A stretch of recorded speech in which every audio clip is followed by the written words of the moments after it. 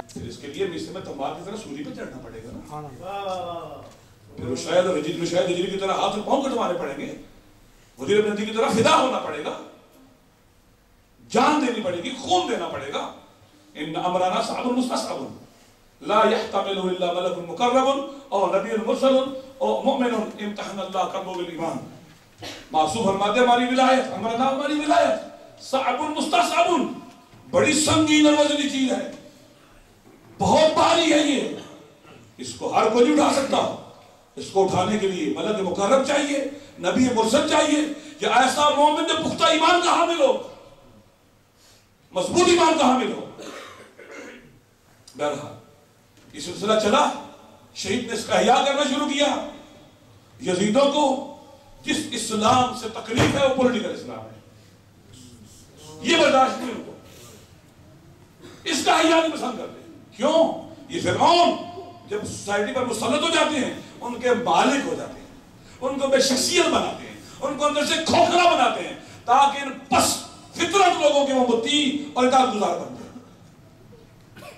ان کے اشاروں پر ناچے، روبوٹ بنا دیتے ہیں، ان کو ان سے ارادے کی قوت چھین لیتے ہیں، ان کو انتہائی کمزور انسان بنا دیتے ہیں. بظاہر کہتے ہیں یہ آزاد ہیں، لیکن یہ حقیقت میں قیدی ہوتے ہیں اور بدترین قیدی ہوتے ہیں. تو دوستو شروع کیا، یزید سامنے آئیں گے. اب دیکھیں اس کو مہنگی مجھ سے کرنے، وہ جو دین اور سیاست کی جدائی کو ختم کیا، وہاں یزیدیت بھی ختم ہوگی، چنگیزیت بھی ختم ہوگی، اور خانقاہی نظام بھی ختم ہو گیا.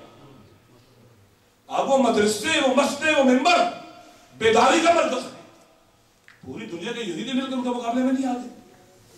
یہ برداشت نہیں ان کو، یہ تحمل نہیں ان کو. کیوں؟ جرم کیا ہے، وہی لوگ ہیں، وہی قوم ہے، وہی قبیلہ، وہی الیکٹ کرتے ہیں، وہی رائے دیتے ہیں. آپ تو بڑے جمہوری ہیں، بڑے ڈیموکریٹ ہیں، وہاں الیکشن ہوتا ہے، لوگ ساتھ دیتے ہیں، کیوں قبول نہیں ہے؟ ہاں انہیں مسلمان قبول ہیں، انہیں دین قبول ہے، لیکن وہ دین جو روح ولایت سے خالی ہو، ولایت روح سے خالی ہو. شہید نے یہ شروع کیا تھا. سختیاں تو آئیں گی نا، پھر سنگین ذمہ داری ہے، سنگین وزن ہے، یہ اسے اٹھانا آسان نہیں ہے. کوشش کی، اس سوچ اور فکر کو سوسائٹی میں پیدا کیا. دوستو غیبت کبریٰ میں دین اور سیاست کی وحدت کی عملی شکل کا نام ہے ولایت فقیہ. احیاء ولایت غیبت کبریٰ میں ولایت فقیہ کی شکل میں. جو ولایت فقیہ کا مخالف ہوگا حقیقت میں وہ نہیں چاہتا کہ ولایت غدیر اور آل محمد کی ولایت زندہ اور احیاء ہو جائے، وہ جدائی کا قائل ہے. اگر سمجھدار ہو جائے کبھی مخالف نہیں کرتا، اگر بھی مخالفت کرتا ہے نہ سمجھی کی وجہ سے کرتا ہے، اسے پتہ نہیں ہے، سمجھ نہیں. دوستو سلسلہ شروع ہوا، اور وہ شخص جو اللہ کی طرف، جسے امام خمینی نے کہا اس کی شہادت پر، یعنی وہی کلمات اعظم جو شہید مطہری کے لیے کہے، ان جانب فرزند عزیزی راز دستہ تھا، فرزند صادق ابن عبداللہ کہا اس کو. یہ بھی کہا اگر پاکستان کے دینی امام کے جملے، پاکستان کے دینی مدارس اپنی ذمہ داریاں انجام دیتے تو آج باحتمال کبھی یہ شہید ہمارے درمیان زندہ ہوتا. بالآخر اس حکیم کے جملے. بہرحال آغا ایک ٹکراؤ ہوا. مکتب تشیع اگر پاکستان میں 35 ملین شیعہ ایک پولیٹیکل رول پلے کرنے کے لیے جو آل محمد کی تعلیمات کی روشنی میں ہے، عدالت کے لیے، علم کے لیے، انصاف کے لیے، وحدت کے لیے، یونٹی کے لیے، سوسائٹی کے اندر لوگوں کے درمیان محبت کو رواج دینے کے لیے، پولیٹیکلی، سوشلی مختلف حوالوں سے اسٹیبلٹی کریٹ کرنے کے لیے رول پلے کریں تو اس ملک کو کتنا یہ فائدہ پہنچا سکتے ہیں. آل محمد کی تعلیمات کی روشنی میں اس ملک کے اندر اجتماعی رول پلے کریں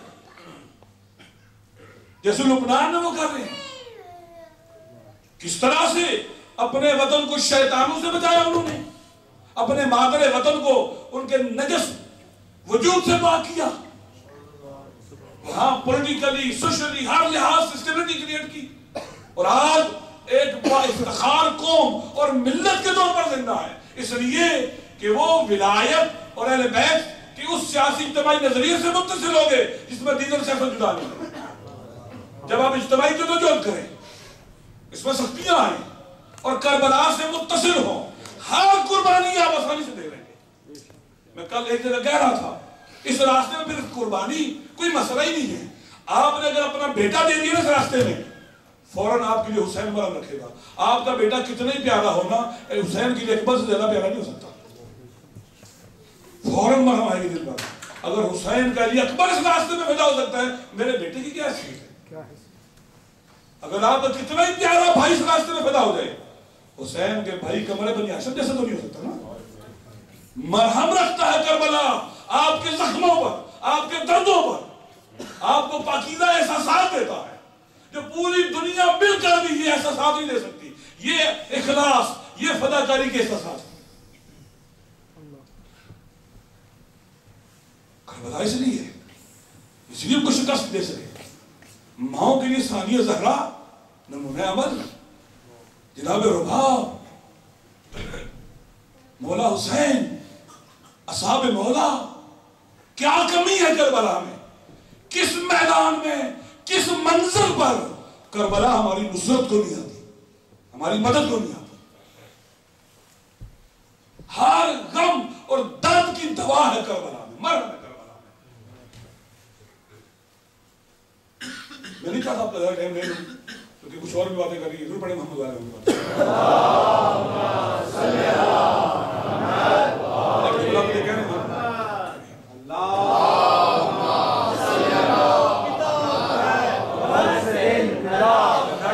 ٹائم بہت کم رہ جائے گا، ضرور پڑھیں محمد والے۔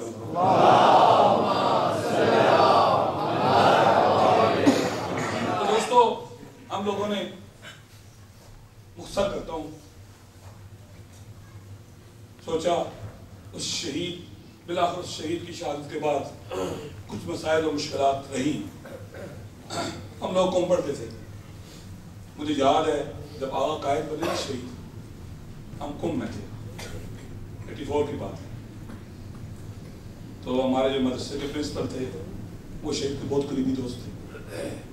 خبر جب آئی تو انہوں نے ہم سب کو جمع کیا، ایک جملہ انہوں نے کہا، بعد میں اس کا احساس ہوا، پتہ نہیں کیا مسئلہ خدا ہے، وہ منظر جو ہم 14 سال بعد دیکھنا چاہتے تھے، خدا نے 14 سال پہلے دکھا دی ہے۔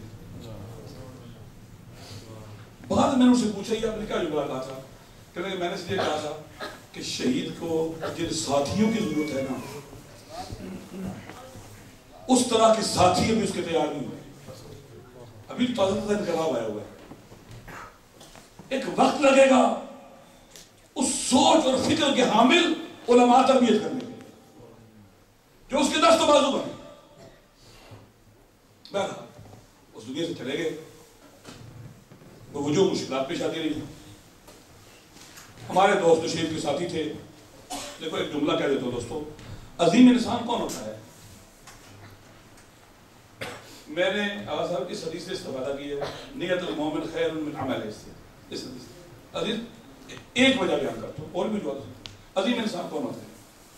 عظیم انسان وہ ہوتا ہے جس کی آرزویں اور ارمان عظیم ہوتے ہیں، اور پست انسان وہ ہوتا ہے جس کی آرزویں پست اور ارمان گھٹیا ہوتے ہیں۔ اب اس حوالے سے آپ لوگوں کو مختلف طبقوں میں تقسیم کر سکتے ہیں۔ ہم پازیٹیو آرزو اور ارمانوں کو دیکھتے ہیں۔ ایک وہ شخص ہے جس کی آرزو یہ ہے میں مسجد بنا دوں، اچھی آرزو ہے۔ ایک وہ جس کی آرزو ہے کہ میں بارگاہ بنا دوں، اچھی ہے۔ ایک یہ کہ میں لائبریری بنا دوں، اچھی آرزو ہے۔ میں پرائمری اسکول، مڈل اسکول، ایک اسکول کھول دوں، اچھی آرزو ہے۔ ووکیشنل انسٹیٹیوٹ کھول دوں، اچھی آرزو ہے، درست ہے۔ میں پل بنا دوں، سڑک بنا دوں، اسپتال بنا دوں، اچھی آرزو ہے، معیاری، درست ہے۔ لیکن ایک وہ شخص ہے جس کی آرزو یہ ہے کہ میں معاشرے سے ظلم ختم کر کے عادلانہ نظام کرنے کی کوشش کرتا ہوں۔ یہ بلند ترین آرزو ہے جو آل محمد اپنے سینوں میں پالتے تھے۔ اسی لیے میں کہا کرتا ہوں امام خمینی کا مقایسہ باقی علماء سے نہ کیا کرو، کیونکہ امام خمینی کی آرزویں اتنی عظیم تھی کہ شاید دوسرے سوچ بھی نہ سکے، دوسرے فکر بھی نہ کر سکے۔ اس کو جو عظمتیں دیتی ہیں وہ آرزویں دیتی ہیں، ان کی لیے جدوجہد کرنا، کوشش کرنا، ان عظیم آرزوؤں کو